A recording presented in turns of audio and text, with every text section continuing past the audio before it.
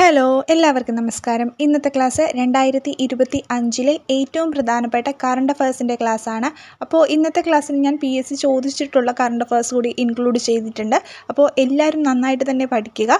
Maximum current അഫയേഴ്സിൻ്റെ point collect ചെയ്ത് തന്നെ പഠിക്കാനായിട്ട് ശ്രമിക്കുക. അപ്പോൾ നമുക്ക് ക്ലാസ്സിലോട്ട് കിടക്കാം. സംസ്ഥാനത്തെ ആദ്യ വി പാർക്ക് നിലവിൽ വന്ന ജില്ല. സംസ്ഥാനത്തെ ആദ്യ വി പാർക്ക് നിലവിൽ വന്ന ജില്ല ഏതാണ്? കൊല്ലം. കൊല്ലം ജില്ലയിലാണ് സംസ്ഥാനത്തെ ആദ്യ വി പാർക്ക് നിലവിൽ വന്നത്. സംസ്ഥാനത്തെ ആദ്യ AI ലേണിംഗ് പ്ലാറ്റ്ഫോം.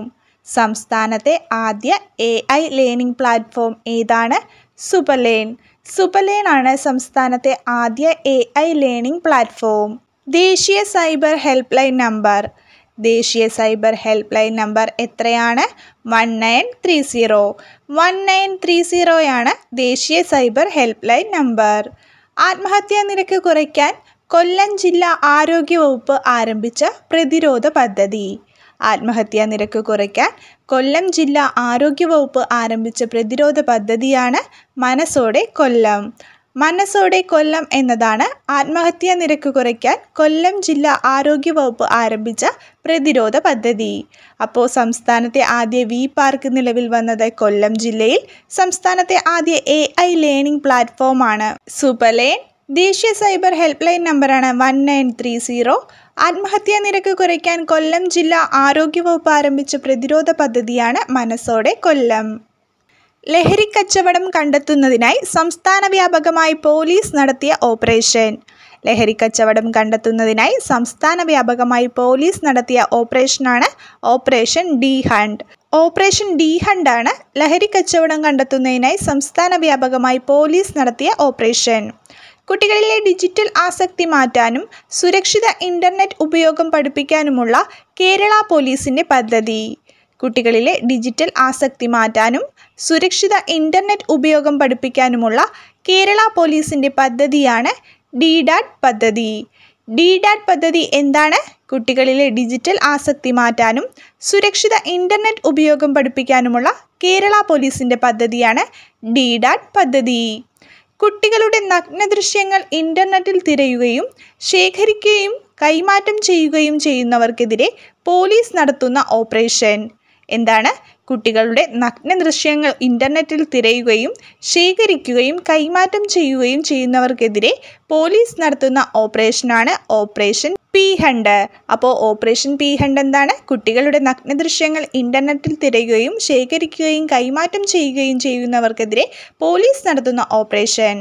അപ്പോൾ ലഹരി കച്ചവടം കണ്ടെത്തുന്നതിനായി സംസ്ഥാന വ്യാപകമായി പോലീസ് നടത്തിയ ഓപ്പറേഷനാണ് ഓപ്പറേഷൻ ഡി ഹണ്ട്. കുട്ടികളിലെ ഡിജിറ്റൽ ആസക്തി മാറ്റാനും സുരക്ഷിത ഇൻ്റർനെറ്റ് ഉപയോഗം പഠിപ്പിക്കാനുമുള്ള കേരള പോലീസിൻ്റെ പദ്ധതിയാണ് DDAT പദ്ധതി.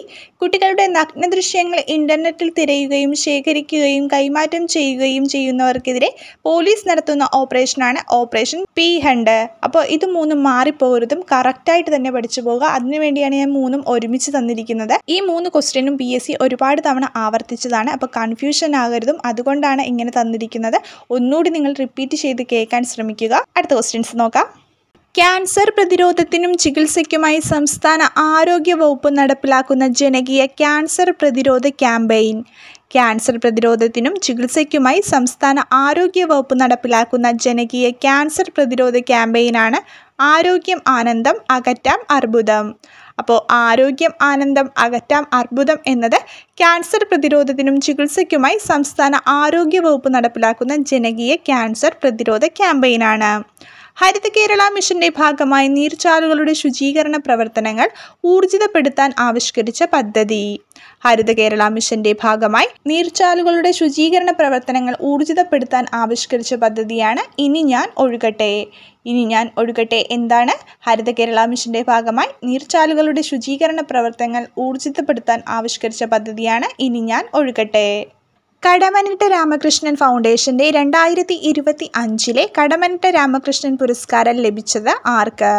കടമനിട്ട രാമകൃഷ്ണൻ ഫൗണ്ടേഷന്റെ 2025 കടമനിട്ട രാമകൃഷ്ണൻ പുരസ്കാരം ലഭിച്ചത് ആർക്ക്? Doctor M Leelavathi. Doctor M ലീലാവതിക്കാണ് കടമ്മനിട്ട രാമകൃഷ്ണൻ ഫൗണ്ടേഷന്റെ 2025 കടമ്മനിട്ട രാമകൃഷ്ണൻ പുരസ്കാരം ലഭിച്ചത്. 2025 ഹരിവരാസന പുരസ്കാര ജേതാവ്. 2025 ഹരിവരാസന പുരസ്കാര ജേതാവ് ആരാണ്? കൈതപ്രം ദാമോദരൻ നമ്പൂതിരി. കൈതപ്രം ദാമോദരൻ നമ്പൂതിരിയാണ് 2025 ഹരിവരാസന പുരസ്കാര ജേതാവ്. ഇന്ത്യയിലെ ആദ്യത്തെ സൗരോർജ്ജ വിനോദസഞ്ചാര ബോട്ട്. ഇന്ത്യയിലെ ആദ്യത്തെ സൗരോർജ്ജ വിനോദസഞ്ചാര ബോട്ട് ഏതാണ്? ഇന്ദ്ര. ഇന്ദ്രയാണ് ഇന്ത്യയിലെ ആദ്യത്തെ സൗരോർജ്ജ വിനോദസഞ്ചാര ബോട്ട്. അപ്പോൾ കടമ്മനിട്ട രാമകൃഷ്ണൻ ഫൗണ്ടേഷന്റെ 2025 കടമ്മനിട്ട രാമകൃഷ്ണൻ പുരസ്കാരം ലഭിച്ചത് ഡോക്ടർ എം ലീലാവതിക്ക്. 2025 ഹരിവരാസന പുരസ്കാര ജേതാവാണ് കൈതപ്രം ദാമോദരൻ നമ്പൂതിരി. ഇന്ത്യയിലെ ആദ്യത്തെ സൗരോർജ്ജ വിനോദസഞ്ചാര ബോട്ടാണ് ഇന്ദ്ര. രാജ്യത്തെ ആദ്യ വനിതാ നിയമ സെക്രട്ടറിയായി നിയമിതയായത്. രാജ്യത്തെ ആദ്യ വനിതാ നിയമ സെക്രട്ടറിയായി നിയമിതയായത് ഡോക്ടർ അഞ്ജു രതി റാണ. ഡോക്ടർ അഞ്ജു രതി റാണയാണ് രാജ്യത്തെ ആദ്യ വനിതാ നിയമ സെക്രട്ടറിയായി നിയമിതയായത്. ഫെഡറൽ ബാങ്കിന്റെ ബ്രാൻഡ് അംബാസഡറായി നിയമിതയായ പ്രശസ്ത ചലച്ചിത്ര താരം. ഫെഡറൽ ബാങ്കിന്റെ ബ്രാൻഡ് അംബാസഡറായി നിയമിതയായ പ്രശസ്ത ചലച്ചിത്ര താരം ആരാണ്? വിദ്യാ ബാലൻ. വിദ്യാ ബാലനാണ് ഫെഡറൽ ബാങ്കിന്റെ ബ്രാൻഡ് അംബാസഡറായി നിയമിതയായ പ്രശസ്ത ചലച്ചിത്ര താരം. ന്യൂഡൽഹിയിൽ പുതിയതായി നിർമ്മിക്കുന്ന ദേശീയ മ്യൂസിയം. ന്യൂഡൽഹിയിൽ പുതിയതായി നിർമ്മിക്കുന്ന ദേശീയ മ്യൂസിയം ഏതാണ്? യുഗേ യൂഗിൻ ഭാരത്. യുഗേ യൂഗിൻ ഭാരതാണ് ന്യൂഡൽഹിയിൽ പുതിയതായി നിർമ്മിക്കുന്ന ദേശീയ മ്യൂസിയം. അപ്പോൾ രാജ്യത്തെ ആദ്യ വനിതാ നിയമ സെക്രട്ടറിയായി നിയമിതയായത് ഡോക്ടർ അഞ്ജു രതി റാണ. ഫെഡറൽ ബാങ്കിന്റെ ബ്രാൻഡ് അംബാസഡറായി നിയമിതയായ പ്രശസ്ത ചലച്ചിത്ര താരമാണ് വിദ്യാ ബാലൻ. ന്യൂഡൽഹിയിൽ പുതിയതായി നിർമ്മിക്കുന്ന ദേശീയ മ്യൂസിയമാണ് യുഗേ യൂഗിൻ ഭാരത്. സാമ്പത്തികമായി പിന്നാക്കം നിൽക്കുന്ന സ്ത്രീകൾക്ക് മാസം 2500 രൂപ നൽകുമെന്ന വാഗ്ദാനം മാർച്ച് 8 അന്താരാഷ്ട്ര വനിതാ ദിനം മുതൽ നടപ്പാക്കാൻ തീരുമാനിച്ച സർക്കാർ. സാമ്പത്തികമായി പിന്നാക്കം നിൽക്കുന്ന സ്ത്രീകൾക്ക് മാസം 2500 രൂപ നൽകുമെന്ന വാഗ്ദാനം മാർച്ച് 8 അന്താരാഷ്ട്ര വനിതാ ദിനം മുതൽ നടപ്പാക്കാൻ തീരുമാനിച്ച സർക്കാരാണ് ഡൽഹി സർക്കാർ. ഡൽഹി സർക്കാരാണ് സാമ്പത്തികമായി പിന്നാക്കം നിൽക്കുന്ന സ്ത്രീകൾക്ക് മാസം 2500 രൂപ നൽകുമെന്ന വാഗ്ദാനം മാർച്ച് 8 അന്താരാഷ്ട്ര വനിതാ ദിനം മുതൽ നടപ്പാക്കാൻ തീരുമാനിച്ച സർക്കാർ. രാജ്യത്തെ പ്രഥമ പ്രമേഹ ബയോബാങ്ക് അഥവാ ഡയബറ്റിസ് ബയോബാങ്ക് നിലവിൽ വന്നത് എവിടെ? രാജ്യത്തെ പ്രഥമ പ്രമേഹ ബയോബാങ്ക് നിലവിൽ വന്നത് എവിടെ? ചെന്നൈ. ചെന്നൈയിലാണ് രാജ്യത്തെ പ്രഥമ പ്രമേഹ ബയോബാങ്ക് നിലവിൽ വന്നത്. പഞ്ച് എന്നത് ഏത് രാജ്യത്തിൻ്റെ പുതിയ സൗരദൗത്യമാണ്? പഞ്ച് എന്നത് ഏതു രാജ്യത്തിൻ്റെ പുതിയ സൗരദൗത്യമാണ്? അമേരിക്ക. അമേരിക്കയുടെ പുതിയ സൗരദൗത്യമാണ് പഞ്ച്. അപ്പോൾ സാമ്പത്തികമായി പിന്നാക്കം നിൽക്കുന്ന സ്ത്രീകൾക്ക് മാസം 2500 രൂപ നൽകുമെന്ന വാഗ്ദാനം മാർച്ച് 8 അന്താരാഷ്ട്ര വനിതാ ദിനം മുതൽ നടപ്പാക്കാൻ തീരുമാനിച്ച സർക്കാരാണ് ഡൽഹി സർക്കാർ. രാജ്യത്തെ പ്രഥമ പ്രമേഹ ബയോബാങ്ക് നിലവിൽ വന്ന ചെന്നൈ. പഞ്ച് എന്നത് ഏത് രാജ്യത്തിൻ്റെ സൗരദൗത്യമാണെന്ന് ചോദിച്ചാൽ അമേരിക്ക. കേന്ദ്ര സാഹിത്യ അക്കാദമിയുടെ 2024 മികച്ച മലയാള പരിഭാഷയ്ക്കുള്ള അവാർഡിന് അർഹനായത്. കേന്ദ്ര സാഹിത്യ അക്കാദമിയുടെ 2024 മികച്ച മലയാള പരിഭാഷയ്ക്കുള്ള അവാർഡിന് അർഹനായത് KV കുമാരൻ. നോവൽ യാനം. യാനം എന്ന നോവലിന് KV കുമാരനാണ് കേന്ദ്ര സാഹിത്യ അക്കാദമിയുടെ 2024 മികച്ച മലയാളം പരിഭാഷയ്ക്കുള്ള അവാർഡിന് അർഹനായത്. മാധവ് ഗാഡ്ഗിലിൻ്റെ പശ്ചിമഘട്ടം ഒരു പ്രണയകഥ എന്ന കൃതിക്ക് അവതാരിക എഴുതിയതാരാണ്? മാധവ് ഗാഡ്ഗിലിൻ്റെ പശ്ചിമഘട്ടം ഒരു പ്രണയകഥ എന്ന കൃതിക്ക് അവതാരിക എഴുതിയതാരാണ്? Doctor MS Swaminathan. Doctor MS സ്വാമിനാഥനാണ് മാധവ് ഗാഡ്ഗിലിൻ്റെ പശ്ചിമഘട്ടം ഒരു പ്രണയകഥ എന്ന കൃതിക്ക് അവതാരിക എഴുതിയത്. കാനഡയുടെ പുതിയ പ്രധാനമന്ത്രി. കാനഡയുടെ പുതിയ പ്രധാനമന്ത്രി ആരാണ്? Mark Carney. മാർക്ക് കാർണിയാണ് കാനഡയുടെ പുതിയ പ്രധാനമന്ത്രി. അപ്പോൾ കേന്ദ്ര സാഹിത്യ അക്കാദമിയുടെ 2024 മികച്ച മലയാള പരിഭാഷയ്ക്കുള്ള അവാർഡിന് അർഹനായത് KV കുമാരൻ. നോവൽ യാനം. മാധവ് ഗാഡ്ഗിലിൻ്റെ പശ്ചിമഘട്ടം ഒരു പ്രണയകഥ എന്ന കൃതിക്ക് അവതാരിക എഴുതിയത് ഡോക്ടർ MS സ്വാമിനാഥൻ. കാനഡയുടെ പുതിയ പ്രധാനമന്ത്രിയാണ് മാർക്ക് കാർണി. ഇപ്പോഴത്തെ ലോകബാങ്ക് പ്രസിഡന്റ് ആരാണ്? ഇപ്പോഴത്തെ ലോകബാങ്ക് പ്രസിഡന്റ് ആരാണ്? അജയ് ബംഗ. അജയ് ബംഗയാണ് ഇപ്പോഴത്തെ ലോകബാങ്ക് പ്രസിഡന്റ്. ഇന്ത്യയുടെ 58ാമത് കടുവ സംരക്ഷണ കേന്ദ്രമായി കേന്ദ്രം പ്രഖ്യാപിച്ചത്. ഇന്ത്യയുടെ 58ാമത് കടുവ സംരക്ഷണ കേന്ദ്രമായി കേന്ദ്രം പ്രഖ്യാപിച്ചത് മധ്യപ്രദേശിലെ മാധവ് ടൈഗർ റിസർവ്. മധ്യപ്രദേശിലെ മാധവ് ടൈഗർ റിസർവാണ് ഇന്ത്യയുടെ 58ാമത് കടുവ സംരക്ഷണ കേന്ദ്രമായി കേന്ദ്രം പ്രഖ്യാപിച്ചത്. കേന്ദ്ര പരിസ്ഥിതി മന്ത്രി. കേന്ദ്ര പരിസ്ഥിതി മന്ത്രി ആരാണ്? ഭൂപേന്ദർ യാദവ്. ഭൂപേന്ദർ യാദവാണ് കേന്ദ്ര പരിസ്ഥിതി മന്ത്രി. സെൻട്രൽ വിസ്ത പദ്ധതി എന്തുമായി ബന്ധപ്പെട്ടിരിക്കുന്നു? സെൻട്രൽ വിസ്ത പദ്ധതി എന്തുമായി ബന്ധപ്പെട്ടിരിക്കുന്നു? പാർലമെന്റ് സമുച്ചയ നിർമ്മാണം. പാർലമെന്റ് സമുച്ചയ നിർമ്മാണവുമായി ബന്ധപ്പെട്ട പദ്ധതിയാണ് സെൻട്രൽ വിസ്ത പദ്ധതി. അപ്പോൾ ഇപ്പോഴത്തെ ലോകബാങ്ക് പ്രസിഡന്റ് ആരാണ്? അജയ് ബംഗ. ഇന്ത്യയുടെ 58ാമത് കടുവ സംരക്ഷണ കേന്ദ്രമായി കേന്ദ്രം പ്രഖ്യാപിച്ചത് മധ്യപ്രദേശിലെ മാധവ് ടൈഗർ റിസർവ്. കേന്ദ്ര പരിസ്ഥിതി മന്ത്രി ഭൂപേന്ദർ യാദവ്. സെൻട്രൽ വിസ്ത പദ്ധതി എന്തുമായി ബന്ധപ്പെട്ടിരിക്കുന്നു? പാർലമെന്റ് സമുച്ചയ നിർമ്മാണം. മൗറീഷ്യസിന്റെ പരമോന്നത ബഹുമതിയായ the grand commander of the order of the star and key of the Indian ocean award ലഭിക്കുന്ന ആദ്യ ഇന്ത്യക്കാരൻ. മൗറീഷ്യസിന്റെ പരമോന്നത ബഹുമതിയായ the grand commander of the order of the star and key of the Indian ocean award ലഭിക്കുന്ന ആദ്യ ഇന്ത്യക്കാരനാണ് നരേന്ദ്രമോദി. അപ്പോൾ നരേന്ദ്രമോദിക്കാണ് മൗറീഷ്യസിന്റെ പരമോന്നത ബഹുമതിയായ the grand commander of the order of the grand key of the Indian Ocean ലഭിച്ചത്. ISO സർട്ടിഫിക്കറ്റ് ലഭിച്ച കേരളത്തിലെ ആദ്യ വിമാനത്താവളം.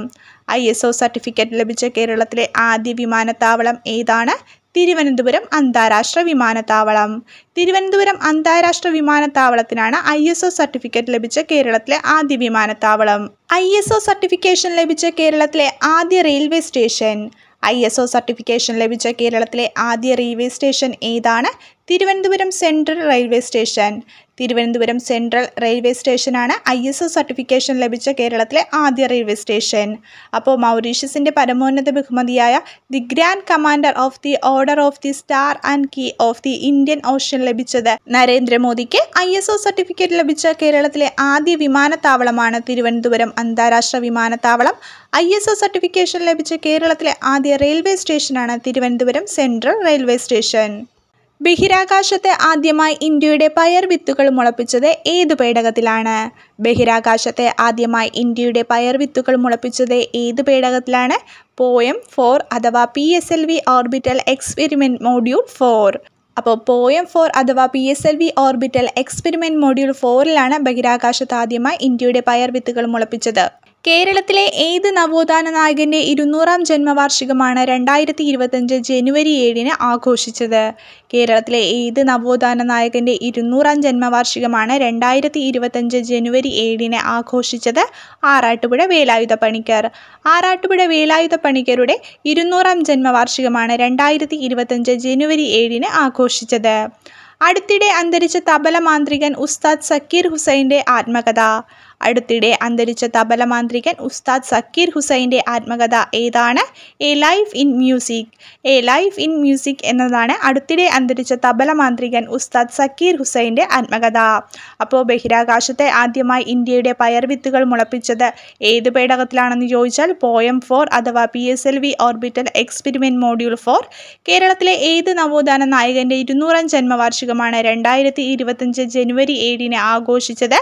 ആറാട്ടുപുഴ വേലായുധ പണിക്കരുടെ.